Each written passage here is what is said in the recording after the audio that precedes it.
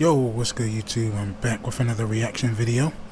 And we got, this is why LeBron James will never surpass Michael Jordan. Shout out to Uncut Hoops, Uncut Hoops. Shout out to Uncut Hoops, y'all. But let's get straight to this video, man. I know it's been like 2 days since I've been out, but we definitely getting back into this uploading. Yeah, that's about it. I do work also, so just in case sometimes you don't see uploads right away. And I'm also on my first channel, also, that Philly Boy Nah. And I also made a gaming page finally, that Philly Boy Nah Gaming. So go check that out. Got a few uploads on there. But yeah, let's get straight into this video, y'all. No more talking. Let's get straight into it. That one right there made me the greatest player of all time. For That's so what many I felt. reasons. I was super ecstatic to win one for Cleveland because of the 52-year drought. I don't want it in a sense because I think it disrespects Wilt Chamberlain, Jerry West, all the guys that prior to me, I never had a chance to play against. And then after I stopped, I was like, that one right there made you the greatest player of all time. When I hear it, I cringe a little bit because, it's a little bit embarrassing because no one knows. Everyone knows back in 2018, LeBron James had the infamous quote of saying 2016, quote-unquote, made him the GOAT in NBA history by beating the Warriors and come back from down 3-1. Now, calling yourself the greatest of all time in team sports, it's not really done.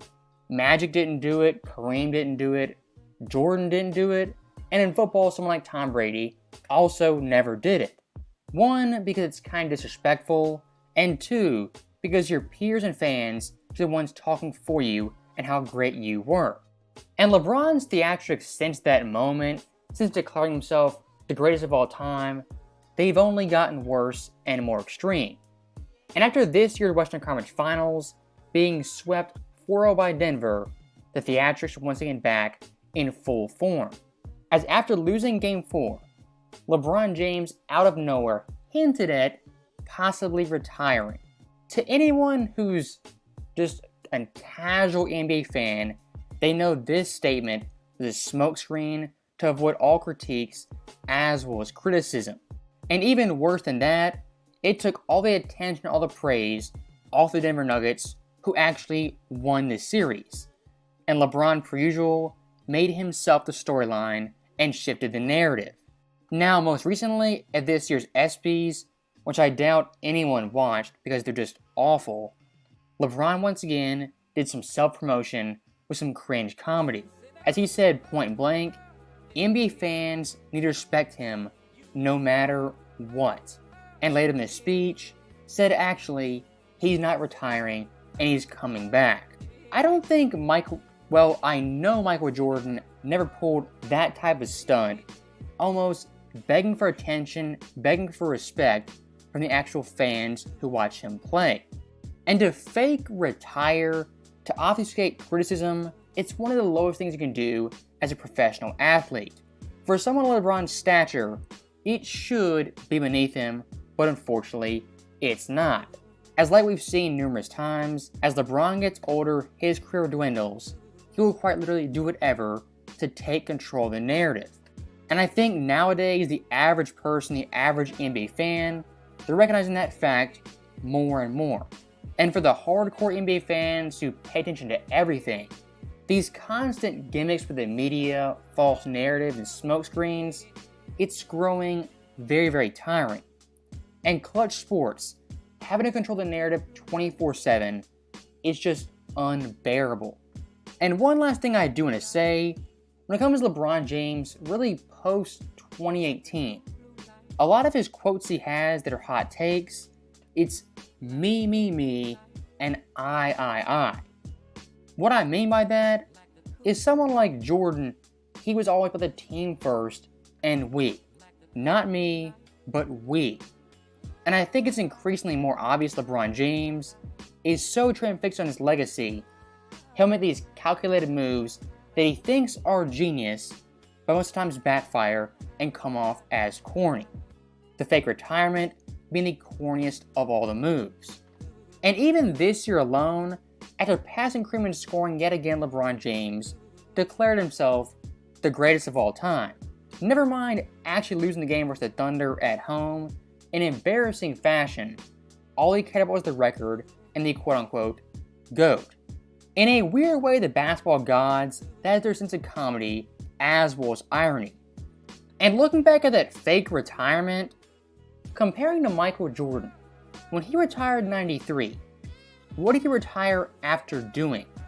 Oh yeah, that was three-peating and beating Phoenix in the finals. His second retirement in '98, what did he do? Once again, three-peated, beating Utah in '98 in Game 6. And of course in '02, his final retirement at age 40. It wasn't some fake smokescreen, I might retire, I might not. Everyone knew that season for Jordan was his real last dance.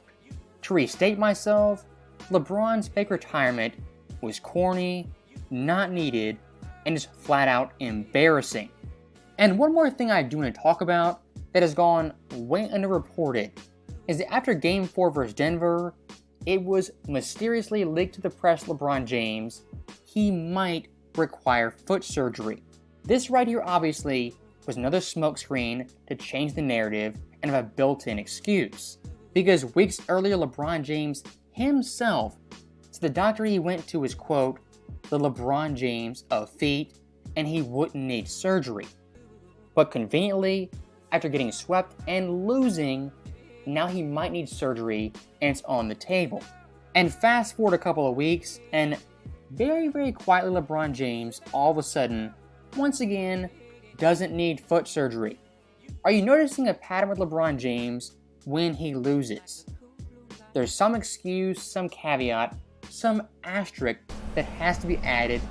I'm not gonna lie, sometimes I kind of see like when LeBron wins and when LeBron loses, like I kind of see some, I always notice that, like I notice that a lot, but I notice this little pattern. I notice like how he is when he wins, how he is when he loses. Like he just like, he don't, I'm not trying to say he's a petty child, but sometimes I feel like he do act like a child when it comes to like losing or like, like he just acts like, nobody wants to lose, but it's just like he do act kind of like funny to me. As was noted, LeBron James, of course, is a great player, and you can't deny that. But the circus that follows him, the media frenzy, the narratives, 20 years in, it's kind of tiring. I think the average fan is getting annoyed with it. And speaking of annoying, we have LeBron James fans. And recently, I saw one of these tweets from them that was just utterly shameless. As he said LeBron James, he won 2 titles without Wade, 2 without Bosh, 3 without Kyrie, 3 minus Love, and 3 without Anthony Davis. Compared to Jordan, only won 1 playoff game without Scottie Pippen. This right here, it's like baseline thinking, room temperature IQ type stuff. LeBron in his career has played on 3 different teams, 4 teams if you count Cleveland twice. When you hop the team, conference to conference, have all these all-stars, most likely you're going to get a championship in many different cities. But for Michael Jordan in his career, 15 years, 13 of them were in Chicago, and only 3 of them were minus Scottie Pippen. And where it gets really ridiculous, for Michael Jordan, you're looking at 3 years, his first 3 years in the NBA. Not a prime Jordan, a peak Jordan, but his first 3 seasons, and judging him off that alone. And what fans don't acknowledge, the Bulls team he went to, they were complete garbage. As a year prior, had 27 wins and the second worst record in the entire NBA. And looking at Jordan's playoff competition, which he did lose to his first 3 years, he played the Bucks, a near 60-win team, the Celtics, who won way above 60 wins, and of course Boston again in 1987. If you want to get really nitpicky about it, Michael Jordan's first 3 years were more impressive than LeBron's first 3 years. As LeBron James, his first 2 years missed the playoffs entirely, a fact no one talks about or wants to acknowledge. And also one of the just dumb things you can do with this tweet. You're acting like Scottie Pippen off the bat was a Hall of Famer, an All-Star, and a superstar, when in reality, he was a bench player and a role player at that. As comparing Jordan versus Pippen, 88-89 in the playoffs, it's pure comedy, as Jordan in virtually every category averaged more than Pippen. Points, steals, assists, rebounds, and shooting better from the field. Penalizing Jordan for being a loyal teammate to Pippen, loyal to the Bulls. It's this weird LeBron James fan thinking, and really 2023 thinking.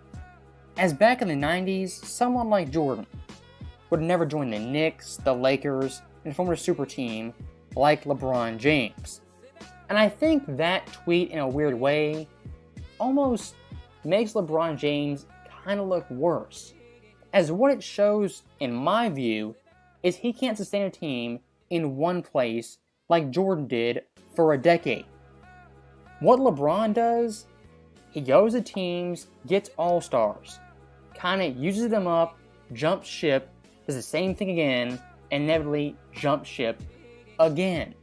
And having Kyrie, Love, Anthony Davis, Wade, and Bosh, that is a revolving door of superstars that is more than enough help. And the last point I do want to make when it comes to Jordan, in his first championship, that team had no finals experience. Compared to his last championship in '98, that Bulls roster was the oldest champion in NBA history. My point being, Jordan once again could sustain it compared to LeBron James, who has to jump ship.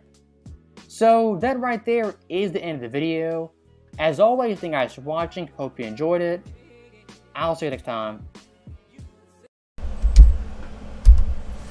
Alright, that wraps up that video, y'all. Excuse me if you hear my air condition. But yeah, man, like, you know, like Jordan, yeah, it is a difference. It is a difference, man. I can say that. I really can say that. I don't throw no shade on nobody ever. But it's like when some things stand out and you see like certain patterns and certain things, it's like, yeah, okay. I understand where he's coming from. But yeah, definitely two different mindsets for sure, man. Definitely two different mindsets for sure. Just like you said, hopping from team to team, like Jordan wasn't doing that. But Jordan stayed with the Bulls, and I know he played with the Wizards. But when he played with the Wizards, that was like long beat overtime, you know? That was over the time, and he was like, you know, he was basically out of there. He just came back for a little bit. But yeah, I definitely agree with this video. I never throw no shade, but you know, sometimes facts is facts and truth is the truth at the end of the day, you know. But I agree with this video. Like, yeah, it is a different mindset when it comes to winning and championships and things like that. It definitely is. But yeah, that's about it, man. I'm on to the next video. Subscribe if you're new. Hit that like button. Turn on that bell, man. I deeply appreciate it. And yeah, we're going to keep knocking out these videos, y'all. I'm on to the next video. If you got some videos you want me to do, leave them down in the comments down below. Or you can send them to my email at thatphillyboy9reacts@gmail.com. Also, you can check out my first channel, thatphillyboy9. You can also check out my gaming channel, thatphillyboy9gaming. And that's about it, man. I'm out of here. I love y'all. Peace.